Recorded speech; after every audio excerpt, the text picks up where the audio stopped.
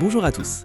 Dans le cadre de la série de tours d'horizon de l'application Nawat Prime, nous allons aujourd'hui nous pencher sur un élément clé, la manière dont les données sont affichées et organisées dans l'application. Pour cela, nous allons prendre comme exemple la liste des apprenants, mais gardez en tête que le modèle que nous allons voir s'applique à toutes les listes que vous rencontrerez dans Nawat Prime. Nawat Prime vous offre plusieurs vues pour afficher vos données. Par exemple, la vue Kanban, idéale pour une vision rapide et visuelle, ou la vue liste, parfaite pour un affichage étayé des informations. En plus, la vue liste dispose d'une fonctionnalité très pratique, c'est la sélection multiple. En cochant plusieurs enregistrements, vous pouvez leur appliquer des actions spécifiques ou les exporter. Idéal pour gagner du temps lors de tâches administratives de masse. Pour les listes qui contiennent un grand nombre de données, l'application les organise en plusieurs pages, de 80 enregistrements maximum. Vous pouvez naviguer d'une page à l'autre très facilement grâce aux boutons suivant et précédent situés en haut de l'écran.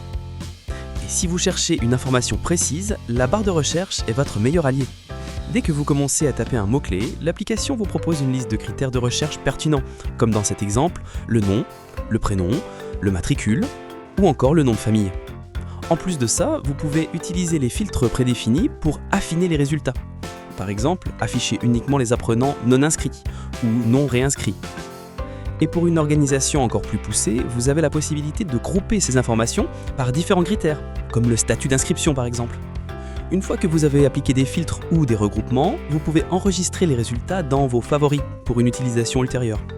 Vous pouvez même définir un affichage de pare-faux, ainsi chaque fois que vous accéderez à cet écran, votre recherche personnalisée s'affiche automatiquement, sans nécessiter de clics supplémentaires. Enfin, sur certains écrans, comme celui des apprenants, vous disposez d'une section à gauche qui vous permet de filtrer des données de manière hiérarchique. Vous pouvez ainsi affiner votre recherche en sélectionnant un filtre dans la liste. Comme dans cet exemple, on peut filtrer des apprenants par cycle, par niveau, puis par classe. Et voilà! Nous espérons que cette présentation vous a été utile. À bientôt pour un autre tutoriel.